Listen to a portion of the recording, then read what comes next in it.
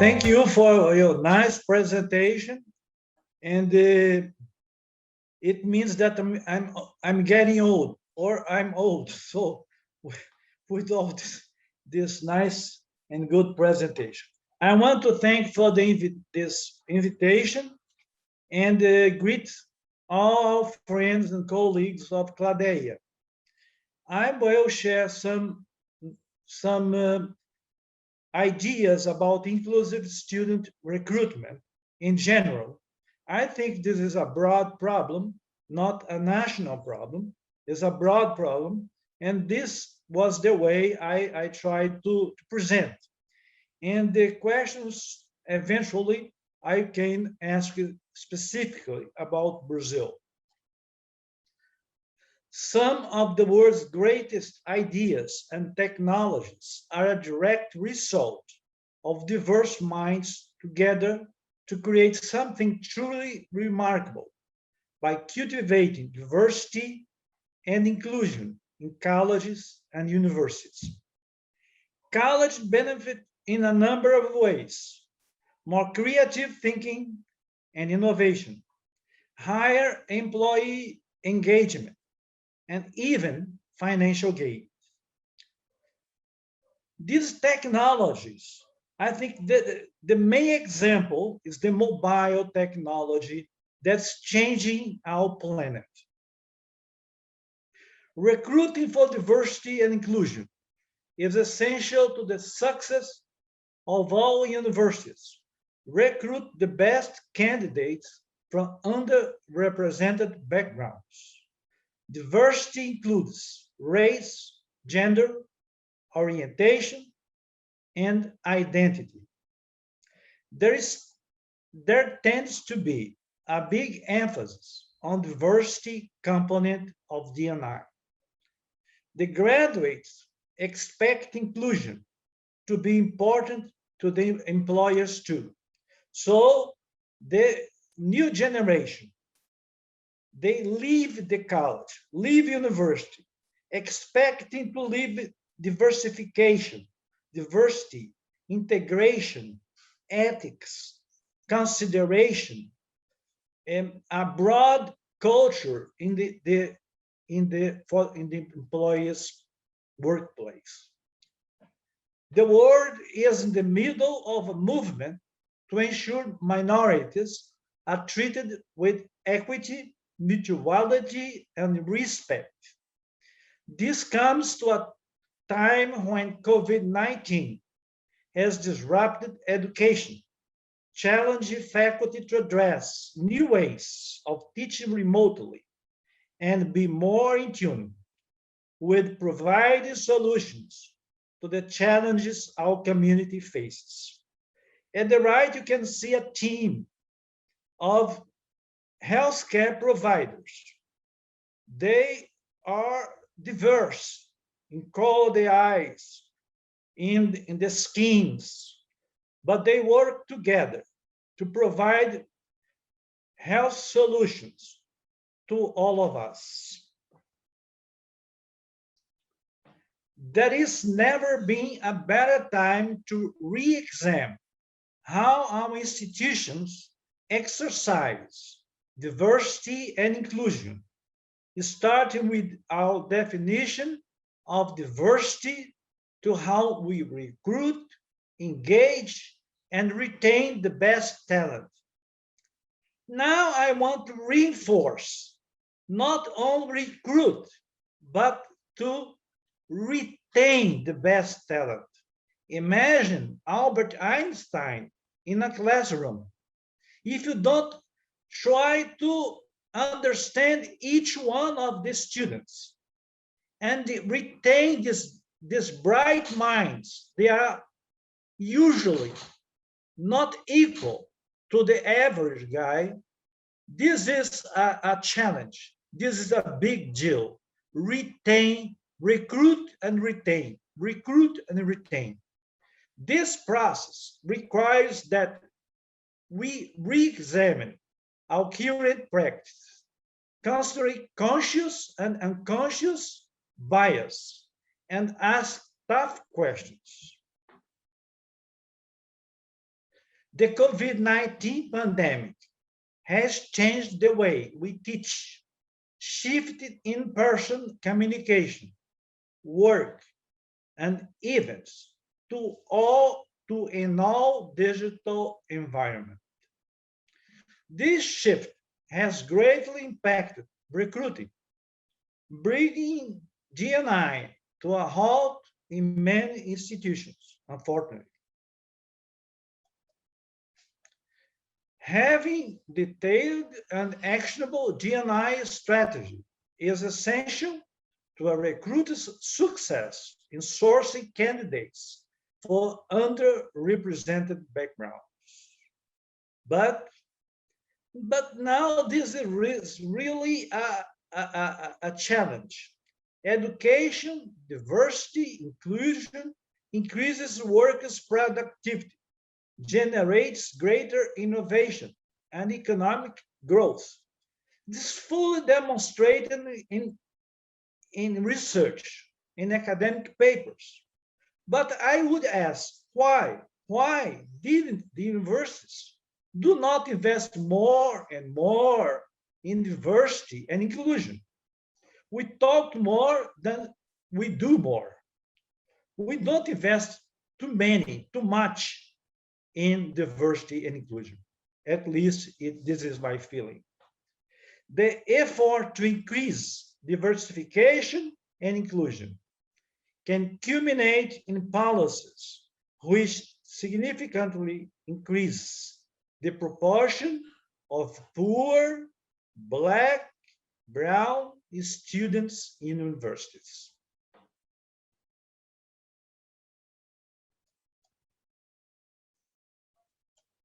Any country will gain a lot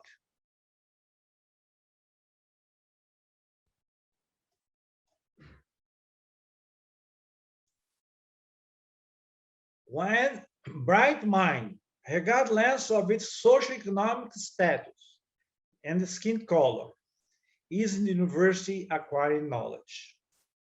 Every anonymous poor child, reject of luck, keeps within him or her the seed of a great man and a great woman.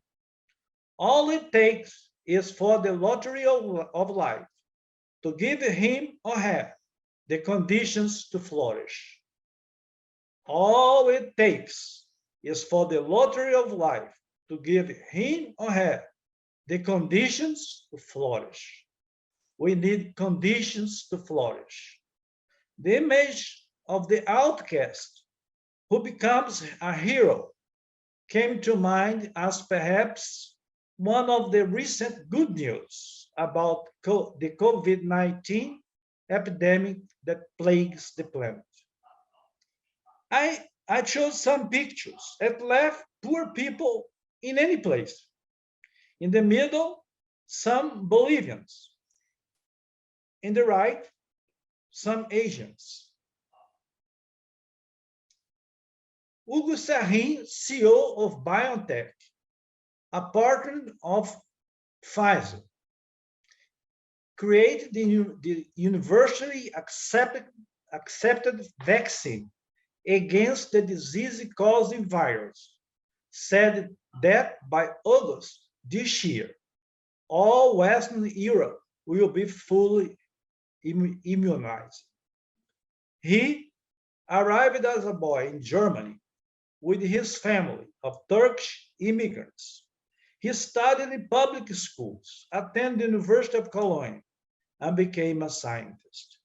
In the left, we can see the little Uyghur with the family, the Turkish family arriving in Germany.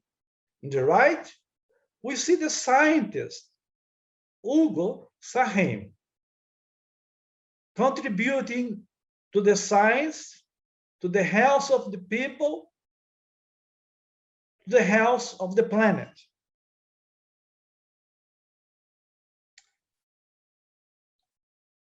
The couple founded the now billionaire. I guess I have a problem here. This is a little bit. In, como é que eu disse aqui? Não. Well, the couple found the billionaire BioNTech. The couple of Turkish origin in Germany gave their contributions to save the planet from the pandemic. This was a great deal. This was a great event. It was celebrated worldwide. The vaccine revolution. We can see on the left, there's Spiegel, the Time, but almost in any country, this was celebrated and was published in magazines and daily journals. It's a moving and full of lessons for the world that has not yet fully resolved its policy of integration with the afflicted minorities in search of the hope of a fuller life. It's a moving and full of lessons that this couple gave us that has not yet fully resolved its policy of integration with the afflicted minorities in search of the hope of a fuller life. The small and anonymous Turkish outcasts carried with them the seeds of the great men and the great women that Germany was able to germinate. We cannot talk about integration, diversity, inclusion, remember first, the Silicon Valley. In the Silicon Valley, you have the true diversification, the true integration. They get together in a garage, in small places, to create new technologies, to create new products that will change the planet, that will change the way we live. I got some data from Forbes. 55% of America's billion-dollar startups have an immigrant founder. What would be the big companies in America without immigration? The immigration changed America. Actually, everybody was immigrant. Only the natives, the Indians, the natives were not immigrants. All of the rest was immigrants. 55% of America's billion-dollar startups have an immigrant founder. But imagine how many millions, middle-sized and small companies that were found and led by immigrants today. Small pizza places, the small companies, medium average companies that were founded and led by immigrants. Imagine the work of the immigrants in science, in research. 33 out of 85 American Nobel laureates from 2000 today were immigrants. Almost 40% of American Nobel laureates were immigrants. And this was a big difference to make the United States a big house power. We cannot forget the great Nelson Mandela. Nelson Mandela was an immigrant and educated in Great Britain and returned to South Africa to change South Africa, to make a different country. We can see Marie Curie. She could not study in Poland. It was forbidden women to go to university in Poland at that time. She moved to France and she got an education Sorbonne. And she became the leading woman scientist in radioactivity at her time. And there was greatly important for the science even today. Also, we see a picture of Barack Obama. Barack Obama is a son of a Kenyan that immigrated to the United States. And Barack Obama became the president of the United States of America and one of the leaders of the world. So this is a big pictures, in big picture, how immigration, how inclusive education is important for the development of the planet and for the human being in general. Summing up, some of the world's greatest ideas and technologies are a direct result of diverse minds coming together to create something truly remarkable. And we have so many things truly remarkable that are changing the world in a very fast pace by cultivating diversity and inclusion in colleges and universities. The world is in the middle of a movement to ensure minorities are treated with equity, mutuality, and respect. And respect, no matter your gender, no matter your color, no matter what kind of minority you are, we are. We deserve respect. Therefore, to increase diversification and inclusion can culminate in policies which significantly increase the proportion of poor, Black, and brown students in university, and not say Native American, Native Brazilians, Native elsewhere. It means including everybody, no matter the color of eyes, no matter religion, no matter of gender, everything. Diversity and inclusion, inclusive student recruitment with their multiple qualities will be everything for the future of creativity innovation. The symbol of creativity innovation is the Silicon Valley. So diversity and inclusive student recruitment with these multiple qualities, like Stanford, like Berkeley, and many other universities that provide this kind of education to people that are in the Silicon Valley, will be everything for the future of creativity innovation. The human abilities, the human skills will be everything today, especially in the future.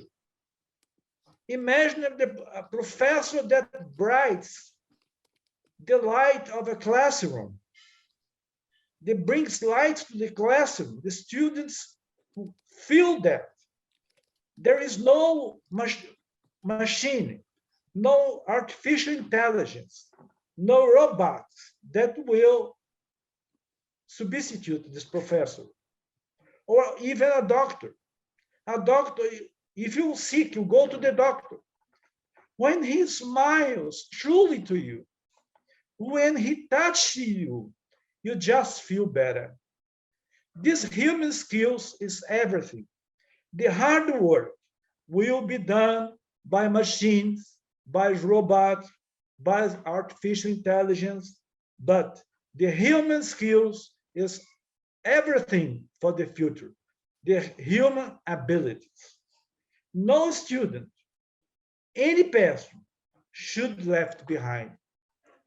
And then the driving force not to left behind is education. Education, education, education. With education, all of us have a chance to flourish. With education, all of us have a chance to flourish as did the couple Sahin and the couple Sahin.